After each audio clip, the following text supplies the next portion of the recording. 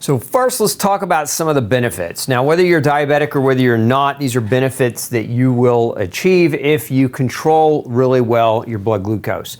So number one is body composition. In essence, your body composition has to do with your body fat percentage. And one of the risk factors for early mortality and for loss of quality of life as we age, of course, is a deteriorating body composition. But another benefit is the ability to heal. One of the side effects or hallmarks of diabetics is their inability to heal effectively. This is why they get sores on their feet that can turn into infectious problems, and this is why many of them develop neuropathy. This is why so many of them have poor healing qualities, don't recover from surgeries and other problems if they get injured, etc. As well, energy. It's one of the top complaints or reasons why people visit a doctor is fatigue, right? So you control your blood glucose, you will have better energy. We also know that excessive sugar or glucose causes hormonal dysfunction, right? So blood sugar control will actually improve how your hormones work, your adrenal hormones, your thyroid hormones, ladies, your estrogen, progesterone, men, your testosterone. We also know that improvements in blood sugar can increase sex life. For one of the big reasons has to do with this chemical called nitric oxide, which helps to vasodilate men, helps to vasodilate the penis. Women, helps to bring blood into the clitoris to improve sex quality, and blood sugar elevations will tank nitric oxide levels. We also know quality of life is very important. Most people aren't trying to live the life marathon per se. They just want great quality while they're here. We can't predict the future, but if you want good quality of life, control your blood sugar. As well, reduced doctor visits. Diabetes and its complications, cardiovascular disease, stroke, obesity, heart disease, etc., are the bulk of the reasons why people go and visit doctors in industrialized countries. So reduce your doctor's visits by controlling this. And then, of course, health span, quality of life as you're alive. We want to be able to function as we're here. That means, depending on your age, maybe it's playing with your grandkids, maybe it's getting up and down off the floor without help. Maybe it's just simply I can go run, or I can go hike, or I can go to the gym without pain. These are all benefits of lowering blood sugar if your levels are high, or of keeping your blood sugar healthy, especially as you age. Now let's talk about what causes elevations in blood sugar. And I know this kind of sounds like a generic statement, but the number one cause of elevations in blood sugar is stress. Now, there's different kinds of stress, and I think it behooves us to have that conversation about what are the stressors that can drive inflammation and hormone imbalance that elevate your blood sugar. So the first, we categorize it in three different ways. The first is physical stress. The main two types of physical stress that we're going to see in individuals is, one is lack of sleep. In other words, their quality of sleep is very poor. There are a number of studies that show that people who sleep at the wrong times, especially this is true of shift workers or people who don't get adequate sleep, have a higher risk of heart disease, stroke, diabetes, and other chronic inflammatory diseases. We also know another type of stress is overexercising. Now, I would argue that this is probably not most of your problem, although we do sometimes see people who become addicted to exercise and overdo it, and that can also be, again, a form of physical stress. Then we have mental stressors. And a lot of people have these in their life. Some people hate their job. Some people have a boss that they don't like or get along with, or have coworkers they don't like or get along with, and so going to work can become tremendously stressful. And then some people just have a really high demanding job, which creates a lot of stress in their life. Now, we also have relationship stress. And so relationship stress could be, the stress of a newborn baby. It could be the stress of fighting with somebody that you care about, or not being, or being at odds with somebody that you care about. It could be family members, etc. But relationships are very, very important at modulating stress. It's very important that if you're finding yourself wanting to avoid people because the people you're around bring you the most stress, it's time to reevaluate your relationships and reevaluate who you spend your time with.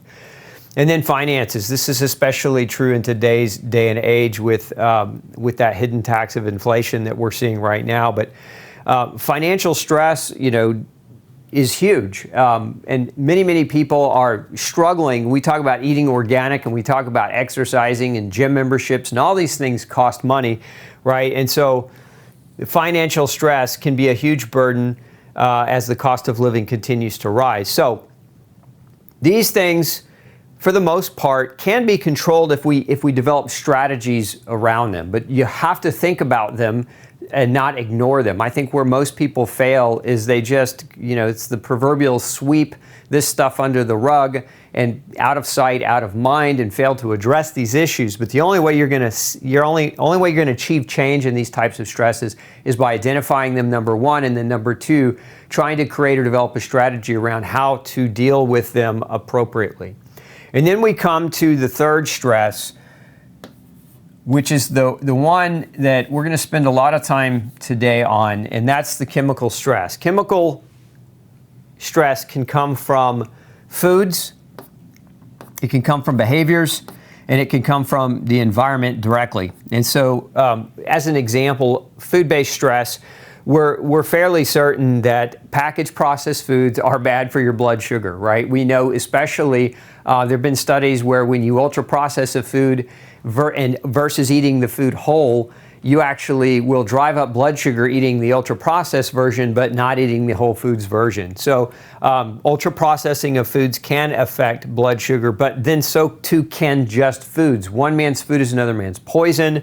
Common classic examples that we see in the food category that will definitely drive up blood sugar: gluten and other grains, gluten-containing grains, but also pretty much all grains: corn, rice, sorghum, millet, teff, even your pseudo-grains like buckwheat, amaranth, and quinoa, but also your classic wheat, barley, rye, and oats. We know that dairy is a big driver of elevations in blood sugar, the compounds in dairy. We know that people that have a prolific juicing habit, when you're blending, pineapple and apple and mixing it, maybe a little bit of spinach in that, but you're pumping in all of that fruit and making juice out of it, that will drive up blood sugar, even though it's a whole food. When you blend it, when you process it down, you're removing fibers, you're removing the cell walls and membranes, and so you're basically pouring sugar straight into your diet, into your body, elevating your blood sugar. So these are big ones here.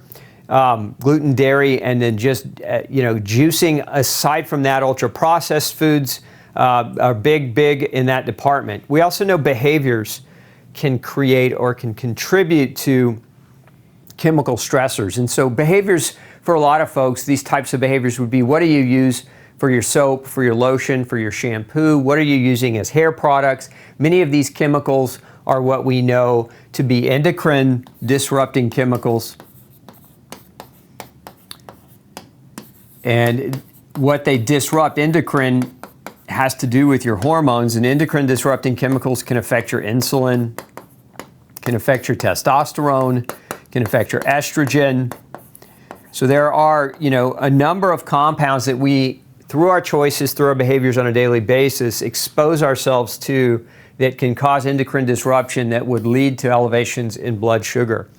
We also know there are environmental aspects or environmental triggers. In many cases, in my opinion, it's not so much the pollution per se in the environment that is the biggest factor, as it is the lack of right environment.